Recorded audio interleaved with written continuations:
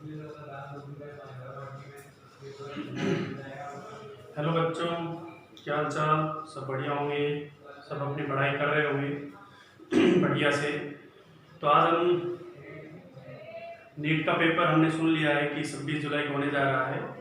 तो उसको देखते हुए मैं आज नीट 2019 का फिजिक्स का सॉल्यूशन लेके आया हूँ, ताकि आप देख सकें अच्छी तरह, उसको समझ सकें क्वेश्चनों को, किस तरह के क्वेश्चन नीट में पूछे जाते हैं और उनको किस तरह से टैकल करना होता है। समझ लीजिए, अपन 10-10, 12-12 क्वेश्चन एक एक दिन में लेंगे और पूरा फिजिक्स का पेपर सोल्व करेंगे नीट 2019 का। समझ लीजिए। तो देखो, अपन शुरू करने जा रहे हैं नीट 2019 फिजिक्स का सॉल्यूशन। पहला क्वेश्चन है, in which of the following process heat is neither absorb nor release by a system. इनमें से कौन सा प्रोसेस है जिसमें ना तो हीट ली जाती है और ना हीट दी जाती है? तो देखो, सबसे पहला प्रोसेस दिया है आइसोबारिक। आइसोबारिक का मतलब होता है प्रेशर कांस्टेंट। क्या कांस्टेंट होता है? प्रेशर। आइसोकोरिक का मतलब होता है वॉल्यूम कांस्टेंट। आइसोथर्मल का मतलब होता है टेम्परेचर कांस्टेंट। और एडियाबैटिक प्रोसेस का मतलब क्या होता है? Heat constant. क्या कांस्टेंट होती है? हीट कांस्टेंट होती है। इसका मतलब हीट का एक्सचेंज कितना होगा एडियाबैटिक प्रोसेस में? जीरो। हीट का एक्सचेंज कितना होगा एडियाबैटिक प्रोसेस में? जीरो। और हमें ये पूछा है कि कौन से प्रोसेस में हीट ना तो गेन हो सकती है ना रिलीज हो सकती है। इसका मतलब कौन सा प्रोसेस होगा? Adiabatic process. समझ लीजिए, ये चीज ध्यान रखें। क्लियर बात है? तो सारे प्रोसेस के बारे में पता होना चाहिए कि किसमें क्या क्या कांस्टेंट रहता है, तो सारी चीजें ध्यान रखें। समझ लीजिए। अगला क्वेश्चन देखें। अगले क्वेश्चन में कह रहा है कि दो स्पेयर दिए गए हैं, एक स्पेयर पे चार्ज -q है और दूसरे स्पेयर पे चार्ज +q है। समझ लीजिए। और उन दोनों के बीच, जब इस पे -q और इस पे +q है, तो दोनों के बीच में लगने वाला फोर्स F है। कितना फोर्स लग रहा है? F कितना होगा? K Q divide by centre to centre distance, मान लेते हैं R²। कोई दिक्कत? जब इस पे चार्ज -q और इस पे +q है, तो दोनों के बीच लगने वाला फोर्स कितना होगा? K Q by R²। अब इसमें कहा गया कि A स्पेयर में से Q/4 चार्ज निकाल के B में ट्रांसफर कर दिया गया। A में से Q/4 चार्ज निकाल के B पे ट्रांसफर कर दिया गया। कोई दिक्कत? समझ लीजिए। या ऐसे कह लें, B में से, इसमें दे रखा है B में से निकाल के A पे ट्रांसफर किया गया। इसमें से B से निकाल के A। तो तुम बताओ, अगर इसमें से चार्ज निकलेगा, इसमें से चार्ज निकला Q/4, तो ये हो गया Q - Q/4, यानी इस पे चार्ज रिमेनिंग रहा 3Q/4, क्योंकि चार्ज निकला है इसलिए चार्ज कम हो गया। इस पे चार्ज कितना हो जाएगा? पहले था -q, अब कितना बढ़ गया इस पे? +Q/4। ये हो जाएगा -q + 3Q/4 is the -3Q/4। कोई दिक्कत? समझ आई चीजें? तो नया जो फोर्स आएगा Fν = K, नया चार्ज कितने कहते हैं? 3Q/4, और ये भी कितना? 3Q/4 divide by R²। Minus को ओनली माइनस से अपन डायरेक्शन शो करते हैं। समझ? हमें तो मैग्नीट्यूड चाहिए। कोई दिक्कत? Fν हमारे पास कितना आ गया? इसको लिख सकता हूं मैं KQ² R² इंटू 9/60। 3/4 का whole square is 9/60। KQ² R² किसके बराबर दे रखा है हमें? F के बराबर। इसका मतलब Fν कितना आ गया हमारे पास? 9F/16। 9F/16। समझ लीजिए। तो दोनों बहुत ही इजी से क्वेश्चन पूछे गए थे नीट में, दोनों को अच्छी तरह देखें और समझें। समझ आई चीजें?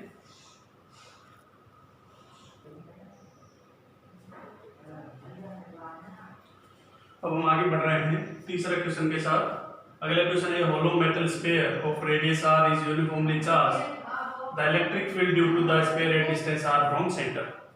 ऑप्शन नहीं लिख रहा मैं, सॉल्यूशन करके बता रहा हूं। आपको पूछा गया है कि डिस्टेंस r के साथ इलेक्ट्रिक फील्ड होलो स्फीयर के अंदर कैसे वेरी करे। तो हमें पता है कि होता है होलो स्फीयर। समझ लीजिए। इस पे मान लो q चार्ज है जो कि यूनिफॉर्मली डिस्ट्रीब्यूटेड है।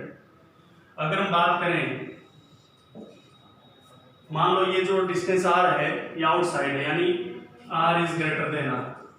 r जो है, ये जो पॉइंट जो है ये आउटसाइड ऑफ द स्फीयर है। ठीक है, इस पॉइंट पे बताना है। तो हमें पता है outside of the sphere electric field कितना होता है? KQ/R²।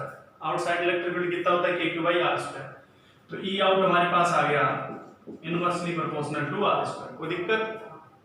अब बात करें अंदर किसी पॉइंट इस पे r डिस्टेंस पर, तो E इनसाइड होलो स्फीयर है, कैसा स्फीयर है, होलो स्फीयर। तो इनसाइड होलो स्फीयर के इनसाइड इलेक्ट्रिक फील्ड कितना होता है, 0, क्योंकि कोई मटेरियल ही नहीं होता अंदर, कोई मटेरियल नहीं होगा तो चार्ज भी नहीं होगा, चार्ज नहीं होगा तो इलेक्ट्रिक फील्ड भी कितना आएगा, 0 आएगा। कोई दिक्कत। Inside the hollow sphere electric field 0 होता है और आउटसाइड ये होता है, कोई दिक्कत। तो ये हमसे पूछा गया था कि r लेस देन r में कैसा आएगा, r ग्रेटर देन r में, और r लेस देन r में कैसा आएगा, कोई दिक्कत, समझ आई इसे। इसमें एक चीज और पूछी जाती है जो कि ज्यादा इंपॉर्टेंट क्वेश्चन है, ये समझ आया होगा आपको, इससे भी ज्यादा इंपॉर्टेंट क्वेश्चन होता है। तो इसका तो आंसर आ गया हमारे लिए कि r ग्रेटर देन r, तो इनवर्सली प्रोपोर्शनल r स्क्वायर, और इनसाइड इलेक्ट्रिक फील्ड 0। इससे ज्यादा इंपॉर्टेंट पूछा जाता है कि ये सॉलिड होलो स्फीयर है, सॉलिड स्फीयर है जिसके ऊपर चार्ज q है और रेडियस कितनी है r।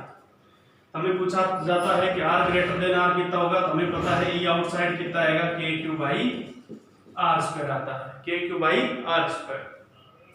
और e इनसाइड कितना आता है, क्योंकि अब ये सॉलिड स्फीयर है, सॉलिड स्फीयर के अंदर तो मटेरियल भरा होता है, और मटेरियल जैसे जैसे दूर बढ़ेंगे तो डिस्टेंस भी बढ़ेगी, डिस्टेंस बढ़ेगी तो चार्ज भी अलग अलग तरह से वेरी करेगा। तो उसका जो रिजल्ट निकल के आता है हमें याद होना चाहिए, kq by r cube into small r, kq by r cube into small r। समझ आई इससे, ये इनसाइड इलेक्ट्रिक फील्ड होता है और ये आउटसाइड होता है। क्लियर बात है, ये r ग्रेटर देन r के लिए हो गया और ये r लेस देन r के लिए हो गया, समझ आई चीजें। अब इसका ग्राफ पूछ लिया जाता है e का r के साथ, e का r के साथ ग्राफ कैसा बनेगा, तो पहले देखें अंदर की side electric field e proportional r है, e इन प्रोपोर्शनल r, यानी स्ट्रेट लाइन बनेगा। तो स्ट्रेट लाइन ऐसे जाएगा, ये लाइन आ गई r इक्वल टू r, और फिर ये जा रहा है e आउट जो है वो inversely proportional to r square है, समझ आई चीजें। इसका ग्राफ बनेगा इस तरह। तो ये ग्राफ आपको याद होना चाहिए, और ये क्वेश्चन बहुत ही इंपॉर्टेंट है, फिर बार बार कह रहा हूं मैं, कई बार पूछा जा चुका है और आगे भी पूछा जाता रहेगा। इसका ग्राफ भी इंपॉर्टेंट है और इसका इनसाइड इलेक्ट्रिक फील्ड ज्यादा इंपॉर्टेंट है, कोई दिक्कत। इस इनसाइड इलेक्ट्रिक फील्ड को ऐसे भी लिखते हैं density rho r upon 3 epsilon naught. Rho क्या है, वॉल्यूमेट्रिक चार्ज डेंसिटी, कोई दिक्कत, रो बराबर q अपॉन v। समझ आई चीज या नहीं आई, वहीं से अपन ने सारी चीजें प्रूफ की, कोई दिक्कत, समझ आई चीजें। तो ये क्वेश्चन नंबर 3 हुआ। फोर्थ नंबर क्वेश्चन पे जाते हैं। फोर्थ नंबर में क्वेश्चन में कहा, बड़ा सा एक गाथा लिखी हुई थी मैंने, शॉर्ट फॉर्म में लिखा है, फोर्स दे रखा है 20 + 10 y newton, find work done from y = 0 to y = 1 metre. आपको इस y = 0 से y = 1 तक आपको वर्क डन बताना है। तो तुम देखो यहाँ पे फोर्स जो है वो y के साथ वेरी कर रहा है, y = 0 पे 20 न्यूटन है, y = 1 पे 30 न्यूटन है। इसका मतलब ये हुआ जैसे जैसे y कर रहा है फोर्स भी y वेरी कर रहा है, वैसे फोर्स भी वेरी कर रहा है। और जब वेरिएबल फोर्स होता है तो हमें पता है वर्क डन क्या होता है, इंटीग्रेशन f dy होता है, इंटीग्रेशन f dy, क्योंकि y के साथ वेरी कराने से f dy, x के साथ होता था dx। समझ आई इसे, लिमिट लगा दी 0 से 1, कोई दिक्कत। f की वैल्यू उठा के रखी मैंने 20 + 10y इनटू dy 0 से 1, कोई दिक्कत। इसको रख दिया मैंने 20 dy + 10y dy 0 से 1, कोई दिक्कत, समझ आई चीजें, 0 से 1। अब आगे बढ़ रहे हैं, 20 dy, इसका तो समाकलन कितना हो जाएगा, यानी इंटीग्रेशन कितना हो जाएगा, 20y हो जाएगा, dy का तो y हो गया, 0 से 1 प्लस 10y, y की पावर 1 का इंटीग्रेशन होता है y की पावर 1 + 1 अपॉन 1 + 1, यानी y² 2 होता ही नहीं होता। तो इसका मतलब इसका हो जाएगा 10 बाहर आ जाएगा और y की पावर 1 का y² 2, और इसकी लिमिट भी 0 से 1। समझ आई चीजें। जैसे लिमिट पुट करेंगे तो 20 × 1 प्लस उसमें पुट करेंगे तो 10/2 1 का स्क्वायर माइनस इसमें पुट करेंगे 0 और इसमें भी 0, क्योंकि y की जगह 0 पुट करेंगे तो 0 आ जाएगा। तो हो गया 20 और ये हो गया 5, तो this is coming out 25 joule. हमारे लिए आंसर क्या आएगा, 25 जूल आएगा। अगर ये फोर्स हो तो y = 0 से y = 1 में वर्क डन कितना आएगा, 25 जूल आएगा। समझ आई चीजें।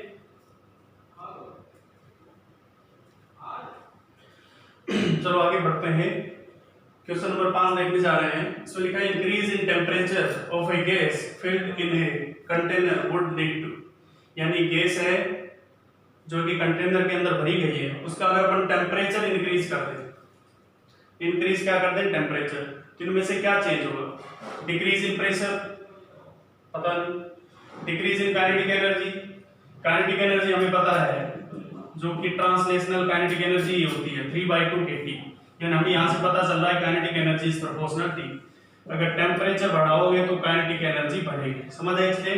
तो डिक्रीज इन काइनेटिक एनर्जी गलत हो गया, इंक्रीज इन काइनेटिक एनर्जी ये सही हो सकता है, इंक्रीज इन मास गलत और डिक्रीज इन प्रेशर गलत। क्योंकि अपन टेम्परेचर को बढ़ाने से ये नहीं कह सकते कि प्रेशर भी बढ़ेगा या घटेगा, क्योंकि साथ में वॉल्यूम भी वेरी करता है, समझ आए इसलिए।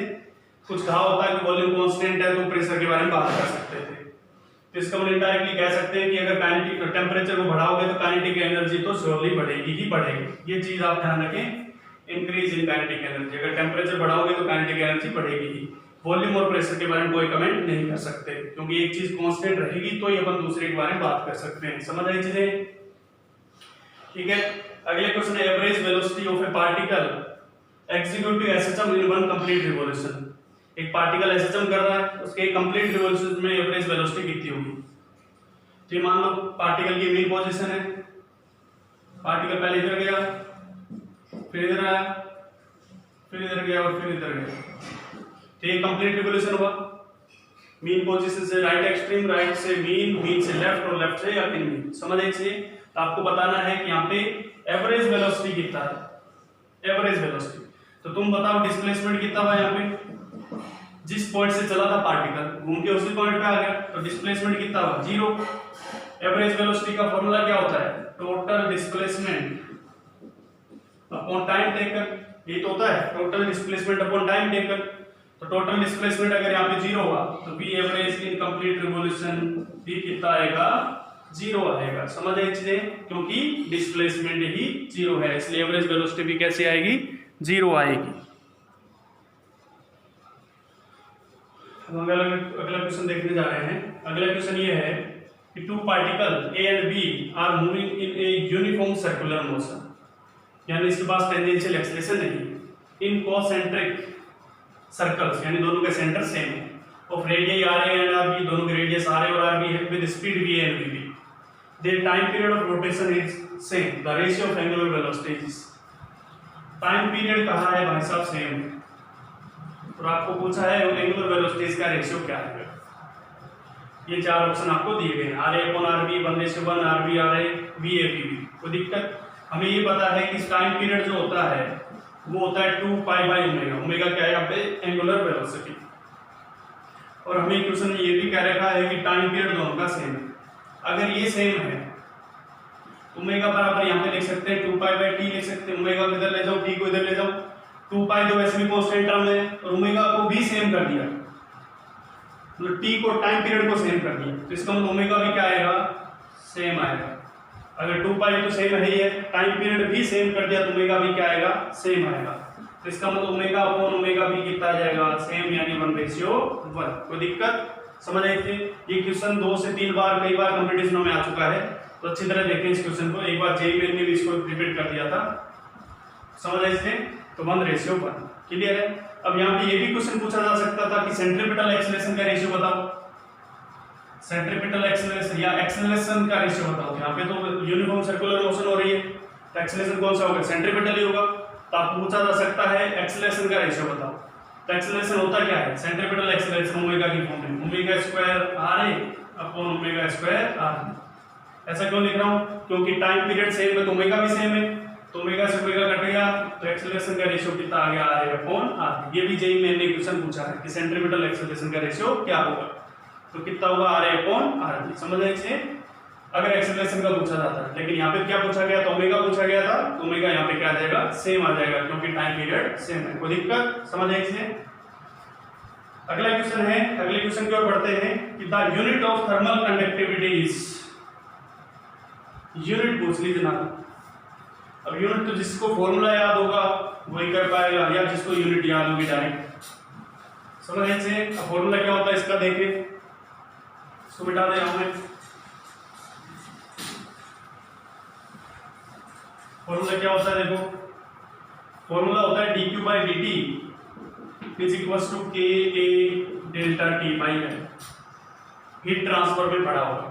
ये k जो होता है ये होता है थर्मल कंडक्टिविटी, k जो होता है वो होता है थर्मल कंडक्टिविटी, समझ आए चीजें। तो k की अगर अपन को यूनिट निकालनी है तो ये क्या है, dq/dt, dq यानी उष्मा, हीट की यूनिट होती है जूल, पर टाइम, यानी ये तो हो गया वोल्ट, पावर की यूनिट हो गई। के की हमें निकालनी है, एरिया हो गया मीटर स्क्वायर, टेम्परेचर की होगी केल्विन और लेंथ की होगी मीटर। ये यूनिट तो हमें पता होगी, 1 मीटर से 1 मीटर कैंसिल आउट हो गया, तो के की आ गई watt upon metre kelvin, watt upon metre kelvin. समझ एक से इन दोनों को नीचे ले गया, तो इनमें से देखें कौन सा ऑप्शन मैच कर रहा है, पहला ऑप्शन नहीं, दूसरा, हाँ दूसरा ऑप्शन मैच कर रहा है। इसका मतलब इसकी यूनिट क्या आ गई, वोट अपॉन मीटर केल्विन। समझ लीजिए, इसकी डायमेंशन भी इंपॉर्टेंट हो सकती है, वो भी आप एक बार निकाल के देख लें। समझ लीजिए, या निकाल के बता देता हूं। dq बाई dt किसकी है, पावर की है, dq की यानी एनर्जी, एनर्जी की dimension ml² t - 2, t time है यहाँ पे, t की time is equal to k की निकालनी है, एरिया की l², टेम्परेचर को मैं k में लिख रहा हूँ तो इसकी k हो गई अपॉन है, डायमेंशन लिख रहा हूँ। समझ लीजिए, इसकी l², इसकी केल्विन को k लिख दिया, इसकी l यानी मीटर हो गई, एक लेंथ से लेंथ कट जाएगी, ये बन जाएगा ml² t की पावर -3 और ये नीचे आ जाएगा k into l, dimension of k, एक l से एक l कटेगा तो बन जाएगा ml1 t - 3 k की power -1। This is the dimension of thermal conductivity. आप डायमेंशन भी एक बार अच्छी तरह देखें, सारे कांस्टेंट है जितने भी, इलेक्ट्रोस्टैटिक कांस्टेंट हुआ, प्लैंक कांस्टेंट हुआ, विस्कोसिटी कांस्टेंट हुआ, ग्रेविटी कांस्टेंट यानी बड़ा वाला यूनिवर्सल ग्रेविटेशनल कांस्टेंट, सब जितने भी कांस्टेंट है फिजिक्स में सबकी डायमेंशन और यूनिट एक बार निकाल के देख लें आप अच्छी तरह। समझ लीजिए, क्योंकि जेई हो चाहे नीट हो, सबको इन सब कांस्टेंट की डायमेंशन और यूनिट बड़ी पसंद आती है, बहुत बार क्वेश्चन पूछे जा चुके हैं। समझ लीजिए, जेई ने तो पैराग्राफ तक पूछे 8 नंबर के मैट्रिक्स में। समझ लीजिए, आगे बढ़ते हैं। अगला क्वेश्चन है y इज इक्वल्स टू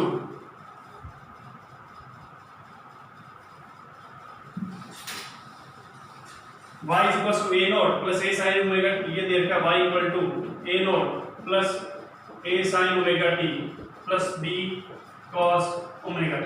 आपको बताना है इस पूरे एसएचएम का, ये तीनों मिलकर एसएचएम कर रहे हैं, तो इस पूरे एसएचएम का एम्पलीट्यूड कितना होगा, क्या होगा, एम्पलीट्यूड कितना होगा।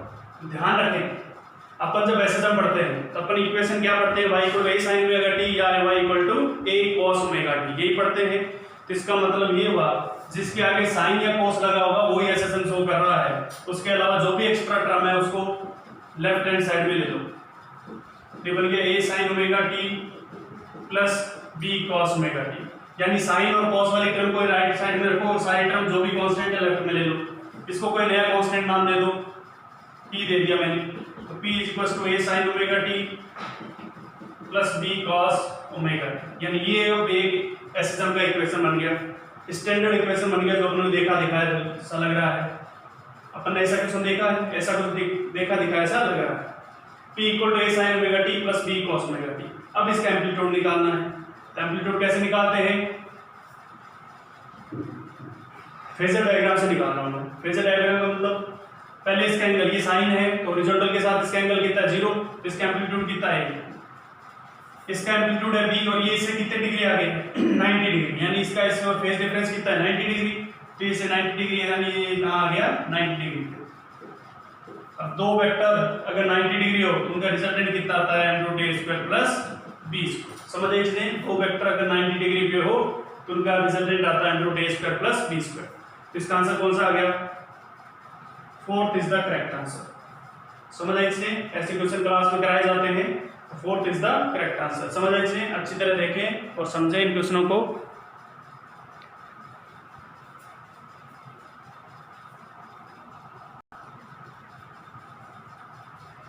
अगले क्वेश्चन देखते हैं अपने। अगले क्वेश्चन ये पूछा गया है, अल्फा पार्टिकल कंसिस्ट ऑफ, यानी अल्फा पार्टिकल में क्या क्या पाया जाता है, इलेक्ट्रॉन पाए जाते हैं, न्यूट्रॉन, प्रोटॉन और कितने कितने पाए जाते हैं। हमें ये पता होना चाहिए कि अल्फा पार्टिकल होता क्या है। अल्फा पार्टिकल पहली बात तो हीलियम का न्यूक्लियस होता है, हीलियम का न्यूक्लियस होता है। समझ लीजिए, और इसको कैसे लिखते हैं 2He4 2+। आपको ये भी पता होगा कि न्यूक्लियस होता है तो भी काम बन जाएगा। समझ लीजिए कैसे, क्योंकि न्यूक्लियस के अंदर क्या नहीं पाए जाते, इलेक्ट्रॉन नहीं पाए जाते हैं। समझ लीजिए, क्या नहीं पाए जाते हैं?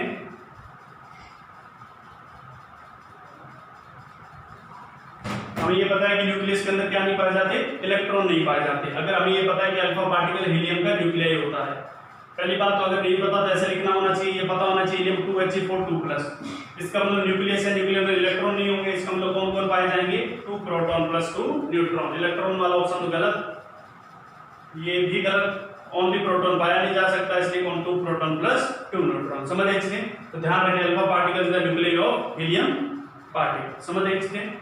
अगला क्वेश्चन देखें, which colour of the light has the longest wavelength. ये तो रटा है भाई साहब, बचपन से पढ़ते आ रहे हैं, हमें पता है वेवलेंथ का एक ऑर्डर होता है विबग्योर। क्या होता है? विबग्योर। और हमें ये भी पता है कि इधर जाने पे लैम्डा इंक्रीज होता है। लैम्डा क्या होता है? इंक्रीज होता है। तो आर का मतलब रेड है, बी का मतलब वायलेट है, ये ब्लू, ग्रीन, येलो, ऑरेंज, ये सारी चीजें। तो इधर जाने पे किसका लैम्डा सबसे ज्यादा होगा? रेड का। समझ आई चीजें? सबसे ज्यादा वेवलेंथ किसकी होती है? लैम्डा की। क्लियर है? आज अपन ने शायद 10 से 11 क्वेश्चन डिस्कस किए। अगले लेक्चर में हम आगे बढ़ेंगे। आज इतना ही बहुत है। अगले लेक्चर में सारे के सारे क्वेश्चन 10-12 अगले लेक्चर में, उससे आगे तो सारे के सारे 45 से 45 क्वेश्चन में नीट 19 के डिस्कस करूंगा, ताकि आपको पता चल सके कैसे क्वेश्चन आते हैं और उनको किस तरह संभालना है। समझ आए इसमें? धन्यवाद।